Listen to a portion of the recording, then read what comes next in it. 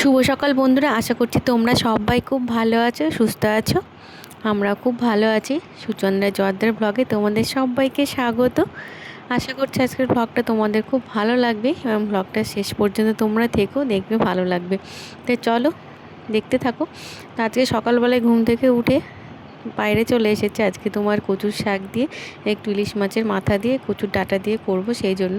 তো বাড়ির পেছনে বাগান রয়েছে, তো ওখানে কিছু কচুর ডাঁটা হয়েছে বলতে এর আগের বার যখন বৃষ্টি হয়েছিল সব কচুর ডাঁটাগুলো সব নষ্ট হয়ে গেছিলো, মানে গোড়ার দিকে জল জমে মানে কিছুই ছিল না আর কি। তারপরে আবার এখন হয়েছে, তো অনেকগুলি কেটে নিয়ে আসলাম। আর পাশের বাড়ি কটা দেবো আর আমরা কটা রান্না করব, সেই হিসাবে একটু বেশি করে কেটে নিয়ে এসেছি। তো এই দেখো বাছা গোছা চলছে, মানে শাক যেগুলো ভালো আছে ধরো শাকগুলো একদিন করব আর ডাঁটাগুলো একদিন করব। অনেকে হয়তো শাকগুলো পুরো ফেলে দেয়, ডাঁটাগুলো শুধু করে।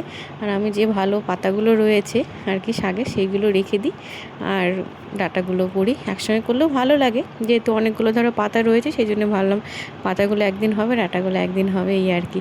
আর সকালে একটু ডাল ভাত করব সবার জন্য, ডাল ভাত ভাজা যা হয় আর কি, আমার ডেলিকার রুটিন এটাই। মাঝে মাঝে একটু সিদ্ধ টেদ্ধ দিই। আর এই যে তোমাদের দাদা মাছটা নিয়ে এসেছে, তো ইলিশ মাছটা তোমার খেতে বেশ ভালোই লাগে, কিন্তু সাধারণ মানুষের মানে একটু বড় ইলিশ খাওয়া সত্যিই কষ্টকর, মানে দাম যা পরিমাণে ধর ইলিশ মাছের দামটা রয়েছে। তো যাই হোক, আজকে অনেক দিন পরে নিয়ে এসেছি ইলিশ মাছটা। তো ইলিশ মাছের যে কচুর ডাঁটাগুলো সেদ্ধ করে নিয়েছি, তো মাসি কেটে দিয়েছিল, তারপরে সেদ্ধ করে নিলাম।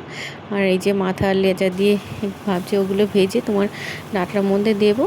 আর যে মাছটা রয়েছে, তো মাছটা ভাবছি যে একটু সর্ষে পোস্ত সব কিছু দিয়ে একটা ইলিশ মাছ ভাপা যেটা হয় সেটা করব। তো ভাপাটা খেতে বেশ ভালোই লাগে, তবে মাছটাকে কিন্তু ভালো হতে হবে তবে।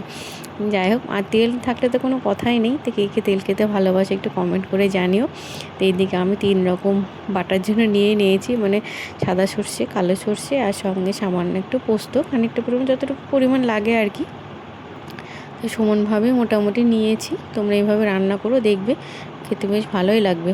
আর এইদিকে মাছের মাথাটা লেজটা ভিজিয়ে নিলাম, কেননা ধরো না ভাজলে তো ধরো শাকের মধ্যে দেওয়া যাবে না, সেই কারণে। আর মাছগুলো কাঁচাই থাকলো, পরে ধরো একটা তোমার টিফিন কৌটোর মধ্যে করে দিয়ে ভাপিয়ে নেব। তো অন্য সময় কড়ার মধ্যে করে সর্ষের মধ্যে করে দিই, তো অনেককে দেখেছি যে টিফিন কৌটোর মধ্যে দিয়ে নাকি টেস্টটা অনেকটা ভালো হয়, সেই জন্য ভাবলাম যে আজকে টিফিন কৌটোর মধ্যে দিয়েই করব। তোমরা কে কী ইলিশ মাছটা রান্না করে একটু কমেন্ট করে জানিও।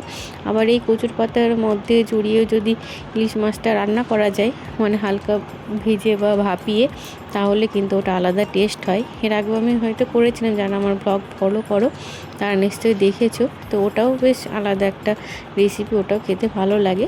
তো একটু রান্না করতে সময় লাগে, কচুর ডাঁটা মাটাগুলো ধরো কাটতেও সময় লাগলে, তারপরে তোমার ওটা সেদ্ধ হতে ধরো একটা সময় লাগে, তারপরে ধরো রান্না বান্না খেতে কিন্তু ভালোই লাগে। যেটা যতটা দেরি হয় দেখবে সেটা কিন্তু খেতে টেস্ট বেশি হয় রান্না বান্নার দিক থেকে।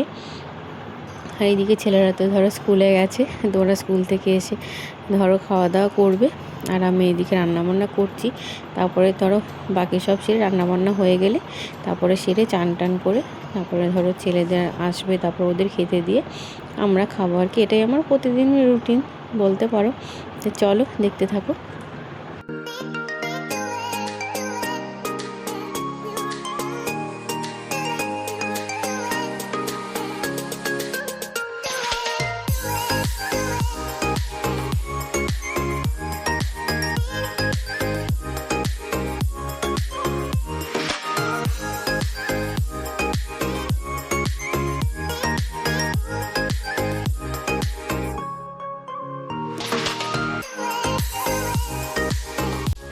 তো আমার শাক রান্না মোটামুটি হয়ে গেছে, দেখতে পাচ্ছ।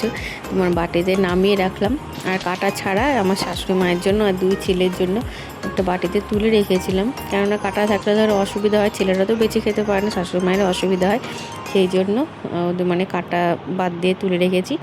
আর আমাদের সবার জন্য আর কি কাটা দিয়ে তুলে রেখেছি। আর এইদিকে এই ইলিশ মাছ মানে ভাপা যেটা সেটা তৈরি করব। প্রথমে একটু টিফিন কৌটোটাতে একটু তেল কিছুই দিনে আর কি, মশলাটা একটু দিয়ে নিলাম, যেটা বেটেছিলাম পোস্ত টোস্ত সব কিছু দিয়ে। তোমরা চাইলে একটু লঙ্কা বেটে নিতে পারো, আমি লঙ্কা যেহেতু আমাদের ঝাল কম খাই সেই জন্য লঙ্কাটাকে চিড়ে দিয়েছি। পরিমাণ মতো লবণ, হলুদ, তোমার দিতে পারো, অন্য কিছু না। লবণ হলুদে আমি দিয়েছি, আর অন্য কিছু দিইনি। একটু তেলটা দিয়ে তারপরে কাঁচা সর্ষের তেলটা দিয়ে কাঁচা লঙ্কা কটা দিয়ে তারপরে এই যে জলের মধ্যে একটা স্ট্যান্ড দিয়ে ভাপাতে বসিয়ে দিয়েছি। তো মোটামুটি 10-15 মিনিট পরেই তোমার হয়ে যাবে। তারপরে এই যে ঠান্ডা করে ঢাকনাটা খুলে দিলাম। দেখতেই পাচ্ছ পুরো একবার রান্না কমপ্লিট হয়ে গেছে। খুব সহজ কিন্তু ইলিশ মাছ রান্না করা একদমই সহজ। যারা কোনো দিন করো না তারা ওইভাবে করবে, দেখবে সত্যি খেতে খুব ভালো লাগবে। আর এইদিকে তোমার একটু তুলে রাখলাম। আর তারপরে ধরো আবার চান টান করবো, সব রান্নাঘর টান্না এখন পরিষ্কার করবো, যেটা প্রত্যেক দিনের কাজ ধরো করতেই হয় এগুলো। তারপরে